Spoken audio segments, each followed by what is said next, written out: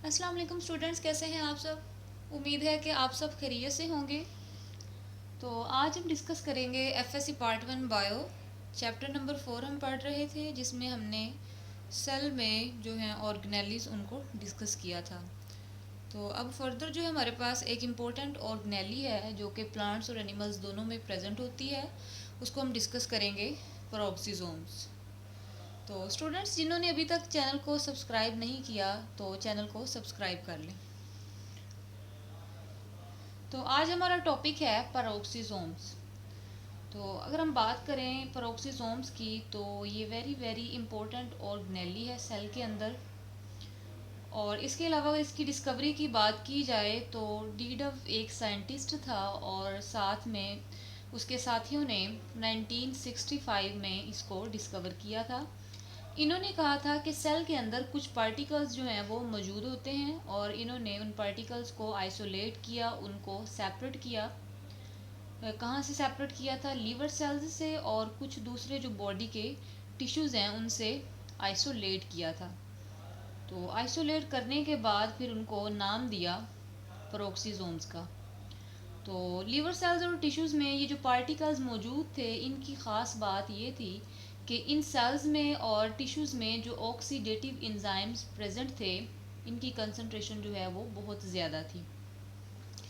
यानी liver cells के अंदर और बॉडी के जो टिश्यूज़ थे उनमें पेरोक्सीजोम्स जो हैं, ऑक्सीडेटिव एंजाइम्स, इनकी कंसंट्रेशन जो है वो बहुत ज़्यादा थी। तो कब ये डिस्कवर हुए थे? 1965 में। इसी तरह से ये जो एंजाइम्स थे, इनके पास ऑक्सीडेटिव एक्टिविटी जो है वो प्रेजेंट थी, या फिर हम कह सकते हैं कि ये एंजाइम्स जो हैं ये ऑक्सीडेटिव थे, ऑक्सीडेज नेचर के थे। तो कौन कौन से एंजाइम्स प्रेजेंट थे? सबसे पहले हमारे पास है पेरोक्सीडेज एंजाइम, इसके बाद कैटालेज, और फिर है ग्लाइकोलिटिक एसिड ऑक्सीडेज वगैरह। तो अगर हम इसके करेक्टरिस्टिक्स की बात करें तो पेरोक्सीजोम्स जो हैं ये सिंगल मेम्ब्रेन बाउंड ऑर्गेनेलीज होती हैं। इसके अलावा इनमें डिफरेंट टाइप्स ऑफ एंजाइम्स होते हैं और ये एनिमल्स और प्लांट्स में भी पाई जाती है। इसके अलावा प्रोटोजोआ में, यीस्ट में जो कि फंगस है, और जो हायर एनिमल्स हैं उनमें भी पेरोक्सीजोम्स जो हैं वो एग्जिस्ट करती हैं सेल के अंदर। अगर इसके साइज़ की बात की जाए तो इसका जो साइज़ है वो 0.5 माइक्रोमीटर होता है। तो ये एक इम्पोर्टेंट एमसीक्यू है, यानी ये पूछा जाता है कि पेरोक्सीजोम्स जो हैं ये किस तरह की ऑर्गेनेलीज हैं। तो हमने कहना है कि ये सिंगल मेम्ब्रेन बाउंड ऑर्गेनेलीज हैं और ये एनिमल्स और प्लांट्स दोनों में पाई जाती है। और इसके अलावा प्रोटोजोआ में, यीस्ट में और हायर एनिमल्स में भी ये पाई जाती है। और वेरी इंपॉर्टेंट इसका साइज़ जो है ये अक्सर एमसीक्यूज़ में पूछा होता है कि इसका जो साइज़ है वो है 0.5 माइक्रोमीटर। अब हम डिस्कस कर लेते हैं इसके फंक्शन को कि पेरोक्सीजोम्स जो हैं इनका फंक्शन क्या होता है। तो अगर हम इनका स्ट्रक्चर देखें तो पेरोक्सीजोम्स का जो स्ट्रक्चर है वो बहुत ही सिंपल होता है, लेकिन इनके पास क्या होता है, लिपिड्स की एक लेयर, जो दो लेयर्स जो हैं वो मौजूद होती हैं, यानी लिपिड्स बाइलेयर होते हैं। और अगर हम इनके फंक्शन की बात करें तो ये क्या करते हैं, हाइड्रोजन पर ऑक्साइड की फॉर्मेशन भी करते हैं और इसकी डीकम्पोजिशन भी करते हैं।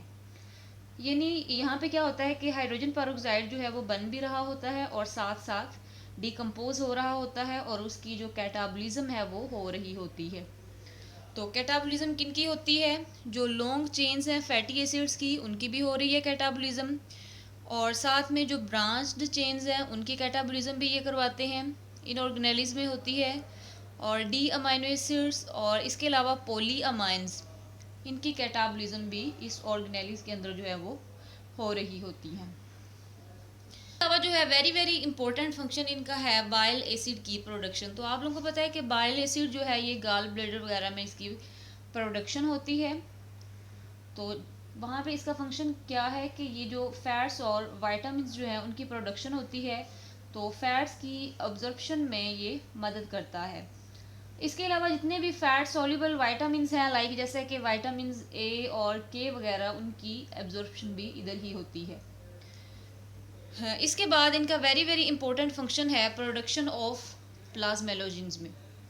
तो अगर हम प्लाज्मेलोजेंस की बात करें तो इनके पास भी फास्फोलिपिड्स की लेयर होती है, इनको कहा जाता है कि ये एक क्लास से बिलोंग करते हैं, जैसे कि ग्लिसरोफास्फोलिपिड्स, यानी ये लिपिड्स के बने हुए होते हैं। तो अगर हम बात करें नर्व सेल्स की, तो नर्व सेल्स में क्या होता है, माइलिन शीथ जो है वो एग्जिस्ट करती है। अब माइलिन शीथ क्या होती है, ये एक प्रोटेक्टिव लेयर है जो कि रैप्स करती है जो न्यूरॉन्स के एक्सोन्स हैं उनकी सराउंडिंग में, और इसके अलावा ये इंसुलेटिंग के प्रोसेस में भी हेल्प आउट करती है। तो प्लाज्मेलोजेंस जो हैं जब ये मौजूद होते हैं फास्फोलिपिड्स वगैरह, तो इन्हीं की वजह से जो माइलिन शीथ है उसकी लेयर बनती है न्यूरॉन्स के सराउंडिंग में। तो अगर प्लाज्मेलोजेंस की डेफिशिएंसी हो जाए तो इस डेफिशिएंसी की वजह से क्या होगा कि जो माइलिन शीथ है यानी जो माइलिनेशन का प्रोसेस है वो नहीं होगा, और जो नर्व सेल्स हैं उनमें एबनॉर्मेलिटीज़ जो हैं वो आ जाएंगी और नर्वस डिसऑर्डर्स जो हैं वो क्रिएट हो जाएंगे। तो यहाँ पे हमने प्लाज्मेलोजेंस का फंक्शन देखा कि प्लाज्मेलोजिन की प्रोडक्शन जो है वो यहाँ पे कम हो जाएगी। अगर प्रोडक्शन कम हो जाएगी तो माइलिनेशन का प्रोसेस जो है वो नहीं होगा, जिसकी वजह से क्या होगा कि नर्व सेल्स जो हैं वो अपना प्रॉपर फंक्शन परफॉर्म नहीं करेंगे। तो इसके अलावा इसके और भी बहुत से डिफरेंट टाइप्स ऑफ फंक्शंस जो हैं वो होते हैं। स्टूडेंट्स, लेक्चर को हम रिवाइज कर लेते हैं। तो आज हमने डिस्कस किया प्रोक्सिसोम्स। प्रोक्सिसोम्स क्या होती हैं, कि सेल की वेरी वेरी इंपॉर्टेंट ऑर्गेनेलीज हैं अपने स्ट्रक्चर और फंक्शन के लिहाज से। तो अगर हम इनकी डिस्कवरी की बात करें तो डीडव और कोवर्कर्स ने 1965 में प्रोक्सिसोम्स को सेपरेट किया था लीवर सेल्स से और जितने भी बॉडी के टिश्यूज़ हैं उनसे। कौन से टिश्यूज़ जिनके पास ऑक्सीडेटिव इंजाइम्स लाइक जैसा कि पेरोक्सीडेज, कैटालेज और इसके अलावा ग्लाइकोलिक एसिड ऑक्सीडेज वगैरह और जो दूसरे एंजाइम जो हैं वो प्रेजेंट थे, उनसे आइसोलेट किया गया था। तो अगर हम बात करें नेम पेरोक्सिसोम्स की, तो ये अप्लाई किया जाता है क्योंकि ये ऑर्गेनेली जो है ये स्पेसिफिकली इन्वॉल्व होती है डीकम्पोजिशन में और फॉर्मेशन में किस चीज़ की, हाइड्रोजन पर ऑक्साइड की। यानी इसमें क्या होता है, जो हाइड्रोजन पर ऑक्साइड है उसकी फॉर्मेशन भी हो रही होती है और साथ में उसकी डीकम्पोजिशन भी हो रही होती है। तो अगर हम इसके स्ट्रक्चर की बात करें कि इसका स्ट्रक्चर या फिर इसकी प्रेजेंस के हवाले से, तो ये सिंगल मेम्ब्रेन बाउंड ऑर्गेनेली है और ये एनिमल्स में भी पाई जाती है, प्लांट्स में भी पाई जाती है और इसके अलावा प्रोटोजुआ और यीस्ट वगैरह में भी पाई जाती है। इसके अलावा जितने भी हायर एनिमल्स हैं उनमें भी एग्जिस्ट करती है। तो ये वेरी वेरी इंपॉर्टेंट एमसीक्यूज़ हैं कि ये किस तरह की ऑर्गेनेलीज हैं। तो हमने कहना है कि सिंगल मेम्ब्रेन बाउंड ऑर्गेनेलीज हैं, एनिमल्स में भी होती हैं, प्लांट्स में भी, प्रोटोजुआ यीस्ट में भी और हायर एनिमल्स में भी पाई जाती है। इसके साइज़ की बात करें तो इसका साइज़ जो है वो है 0.5 माइक्रोमीटर। इसके अलावा दे आर करेक्टराइज होती हैं कि इनके पास हाइड्रोजन पेरोक्साइड होता है जो क्या करता है, ऑक्सीडेजिस और कैटालिसिस एंजाइम्स जो है वो प्रोड्यूस करता है और 0.5 माइक्रोमीटर ये डायमीटर में होती हैं। तो इसके अलावा जितने भी हायर प्लांट्स हैं उनमें भी ये पाई जाती है। अगर हम इसके फंक्शन की बात करें तो हम कहते हैं कि पेरोक्सिसोम्स में जो हाइड्रोजन पर ऑक्साइड है इसकी फॉर्मेशन भी हो रही होती है और डीकम्पोजिशन भी हो रही होती है, यानी कैटाबॉलिज्म का प्रोसेस और एनाबॉलिज्म का प्रोसेस जो है वो इसमें हो रहा होता है। तो इसमें क्या होता है कि जो लॉन्ग चेन्स होती हैं फैटी एसिड्स की, लिपिड्स की, उनकी कैटाबॉलिज्म होती है, डीकम्पोजिशन होती है। इस तरह से जो ब्रांच्ड चेन्स हैं यानी जो जिनकी ब्रांचेस होती हैं उनकी भी कैटाबॉलिज्म होती है और डी अमाइनो एसिड्स की भी कैटाबॉलिज्म होती है और पॉली अमाइंस की भी कैटाबॉलिज्म जो है वो इसमें हो रही होती है। इसके अलावा हमने कहा था कि बाइल एसिड की प्रोडक्शन में भी ये इन्वॉल्व होते हैं, जहाँ पे फैट्स और वाइटामिन्स की प्रोडक्शन हो रही होती है और फैट्स की जो एब्जॉर्प्शन है वो इस ऑर्गेनेली की मदद से ही होती है।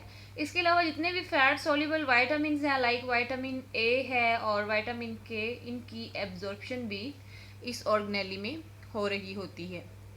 इसके बाद हमने कहा कि प्रोडक्शन ऑफ प्लाज्मेलोजिन्स, तो प्लाज्मेलोजिन की प्रोडक्शन में भी इसका एक अहम रोल होता है। जैसे कि नर्व सेल्स को हमने कहा कि नर्व सेल्स के सराउंडिंग में क्या होता है, एक्सॉन्स की जो एंडिंग्स है उन पे माइलिन शीथ या फिर माइलिन का प्रोसेस जो है वो हुआ होता है। तो माइलिन शीथ जो है बेसिकली ये फास्फोलिपिड्स की लेयर्स होती हैं जो इनको सराउंड करती हैं इंसुलेटिंग के प्रोसेस के लिए। तो अगर प्लाज्मेलोजेंस जो है इसकी फॉर्मेशन नहीं होगी तो एज अ रिज़ल्ट क्या होगा, जो माइलिन शीथ है ये नहीं बनेगी, जिसके रिज़ल्ट में क्या होगा, नर्व सेल्स जो हैं वो प्रोटेक्ट नहीं होंगे अपने सराउंडिंग से। तो एज अ रिज़ल्ट इनमें डिसऑर्डर्स जो हैं वो क्रिएट हो जाएंगे। तो माइलिनेशन का जो प्रोसेस है इसकी डेफिशिएंसी की वजह से, इस प्रोसेस के ना होने की वजह से यहाँ पे डिसऑर्डर्स जो हैं वो क्रिएट हो जाएंगे, जिनको हम नाम देंगे नर्वस डिसऑर्डर्स का। यही वजह है कि अगर परऑक्सीजोमल डिसऑर्डर्स हो जाएं तो प्लाज्मोलेनेशन की वजह से ये जो प्रोसेस है ये कंटिन्यू नहीं होगा और जो नर्व सेल्स हैं उनमें मज़ीद जो है वो डिजीज़ की फॉर्मेशन हो जाएगी। तो इसी वजह से जो नर्वस डिसऑर्डर्स हैं वो होते हैं। Okay students, thanks.